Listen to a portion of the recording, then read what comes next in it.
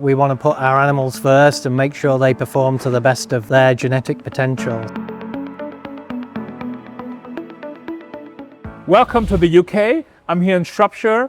I'm together with James from Moreton Hall Farms, and we'll talk about his calf feeding and calf rearing story.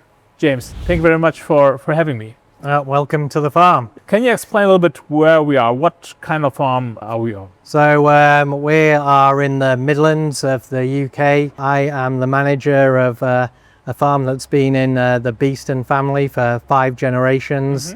And over the past 2 generations, they've really concentrated on dairy farming and have expanded from around 400 cows to 1,300 cows. Okay. Most of the cows are housed, and we milk 3 times a day. Yeah. And yields milk per cow per year is around about 14,000 litres currently. Wow. Okay, so a big operation. Yeah. It keeps us busy. Yeah. So, and we are here in your new calf barn. You built that 1.5 years ago. Just tell me a little bit, why did you build this barn? So in the past, we had rented a facility from our neighbours. It was a traditional barn, originally designed for older cows. So it was difficult to control the environment for calves.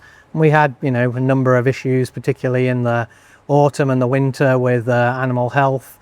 And we decided going forward, we wanted to make sure our heifers performed well when they entered the herd, so we decided to concentrate on improving the performance of our calves. Yeah, this barn consists of 4 groups of calves. That's right. You're feeding them with the CalfExpert automatic calf feeder. Correct. And I've seen you have another building, so you have the same setup. Yeah, we have 2 buildings. Each have got 4 pens each and hold 20 calves. So the idea of that was just in case there are any issues, then we've got some breaks between groups, and we can also leave some of the pens empty for a while we disinfect and clean. What we see here is that for the first couple of days you keep the calves in these pens. What is the idea of keeping the calves in the pens here in the area where they are later housed? Okay, yeah, so as part of our milk contract, we are required to keep calves in groups of at least 2. So this helps us get the calves started. So they go into these pens at birth. We then feed them the colostrum, first 2 feeds. So 4 litres initially, and then follow up with another 2 litres within the first sort of 6 hours. Yeah. And then we actually feed transition milk from fresh cows for the first 7 days. And then we do a few feeds with powder before we then start removing the pens, and the calves stay in the same group and then go on to the feeder. So the calves stay in the place, you don't need to move them, you just take the pens out. Yep, that's correct. Yeah. Nice. So yeah, they all stay together then all the way through till weaning. A small detail I saw, you have drainage, 2 lanes of drainage with stones in there. What's the story about that? Yeah, so I think a real key to the facility working well is keeping the bedding dry. So we have 2 different types of drain in there. One is what's traditionally called a French drain. So there's a channel cut into the concrete with some gravel on top, and then a perforated pipe underneath. So that allows the straw bedding to drain. And then because the way the facility is set up, we can actually shut calves into the front of the pen, and it allows us to go out and clean the straw out while they're still on milk. So that means we can clean out the pen 2 or 3 times during the raising period. Yeah, okay, good. You mentioned you feed them colostrum plus transition milk, and then you transition them over to milk powder. They go to the feeder. What's the feeding program on the feeder? So we feed 3 times a day, even when they're in the pens. So that we think helps train them to get used to the machine. That allows them a potential to drink 9 litres of milk a day, so 3 litres each feed.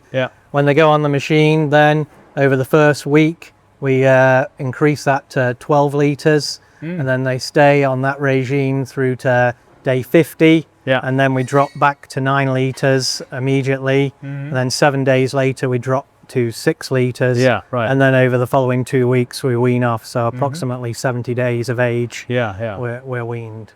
So that's a lot of milk. Well, that's a What's lot the of milk. benefit? So previously, when we weren't using the machines to their full potential, we probably had about 0.8 kilos of daily live weight gain.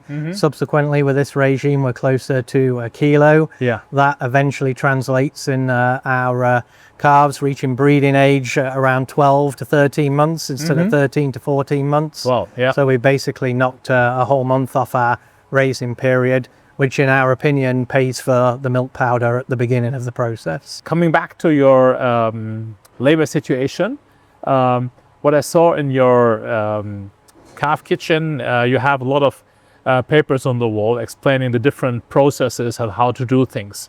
What's important for you when you talk, when we talk about the labor?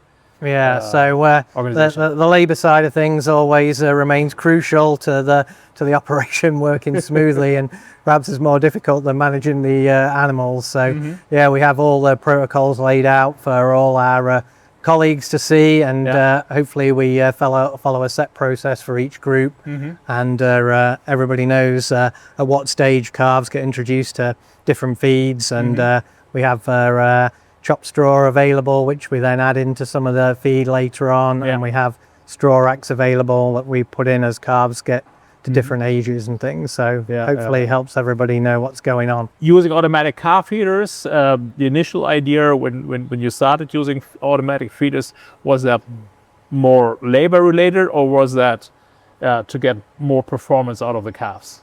Well, a little bit of both really. I think the machine itself does save us labour, because now our calves, when they're drinking 12 litres, effectively visit the machine 4 times a day. So that's would be quite labour intensive if we were doing that with people. But yeah, I mean, the big thing is the performance of the calves. Our main aim is to try and reduce their antibiotic use and keep calves healthy, and that attention to detail helps us produce animals that are fit for our system going forward. I know you have used the old calf feeder from Holm Laue, the HL100 before.